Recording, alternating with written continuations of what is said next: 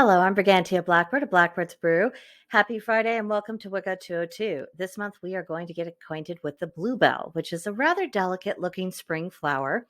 It's a native to the British Isles, but it has delightfully spread throughout most of Europe and North America.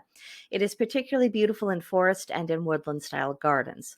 It's best to plant these bulbs in late summer in an area that gets dappled shade. Be careful not to eat any part of the plant and don't allow pets to nibble on it. All of its parts are toxic, so exercise appropriate care. Bluebells enjoy moist soil, and they like a soil that has a pH level that's somewhat in the middle, that's reasonably fertile. The plant prefers winters that are on the coolish side, summers that are moderately warm, not too extreme. The really hot and dry climates are not a suitable environment for bluebells. I would imagine you can get away with a little bit hotter of a climate as long as there's plenty of moisture. Now, as long as the bluebells get a good start in their first couple of years, the plants will then quickly multiply and it will spread. And then a few years from then, you will have the gorgeous carpet of blue flowers in the spring. So if you are having a spot that's kind of in the shade that you don't know what to do with, that you would really like to just have a ground cover, this might be a good option for you.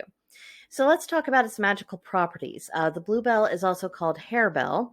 It's associated with Mondays and Beltane and the oak tree, and also fairies and specifically pixies. It has the magical properties of abundance, action, attachments, balance, enchantment, fear, freedom, friends and friendships, grief, kindness, unconditional love, luck, fairy magic, manifestation, negativity, obstacles, prosperity, self-work, sleep, spirit, stability, truth, witches, and witchcraft. So now that we have that small bit of information, and I'll admit the lore was not super extensive on this, let's just kind of toss out a couple of ideas of how we could use Bluebell in our spiritual and magical practices.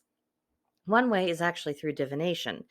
There's a legend that if you are able to turn the blossom of a bluebell inside out without damaging the bloom, it is a sign that you will win the heart of the person you love. You could slip the bluebell into your shoe as a good luck charm. But word of the wise, bluebell, when it's worn, it tends to promote people telling the truth about everything. So, if you know that a friend of yours recently got a haircut and they're going to ask you what you think of it, and if you're being really honest, it looks like someone took a weed whacker to them. That probably would not be the day to have Bluebell in your shoe or to have a little corsage on it, because you might give them information that they did not desire, and that, yeah, you just don't get in that situation. And husbands out there, definitely do not have Bluebell on you if your wife is in the habit of asking you if her outfit makes her butt look big. Just trying to help you out here. Um, More productively, you can put Bluebell into dream pillows to help ward off nightmares. So if you're prone to bad dreams, or you have a child who is, this is something you could do to combat it. And you can also plant bluebells near grave sites. It symbolizes the rebirth of the dead, just as bluebells resignal the rebirth of the earth in the spring. So that's just a few things. Now for our homework for March 3rd through March 9th. Number one, do you know of an area that's near to you where bluebells are plentiful? If so, make a point to visit it when the flowers are in bloom.